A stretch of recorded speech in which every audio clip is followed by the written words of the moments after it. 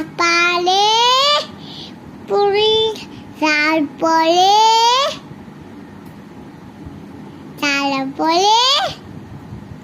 পুরি যাপরে কি করছে মামা নাকের ভিতর ঢুকে গেছে কে ঢুকে গেছে? নাকের ভিতর ইঁদুরটা ঢুকে গেছে। হ্যাঁ তারপরে কান্না করছে। কান্না করছে কে? মা ক্ষমা করে দাও। ও ইঁদুরটা বলছে মাফ করে দাও, আমার ভুল হয়ে গেছে। ভুল হয়ে গেছে তারপর কি সিংহ মামা কি ক্ষমা করে দিছে? হ্যাঁ তাই দিছে। তারপরে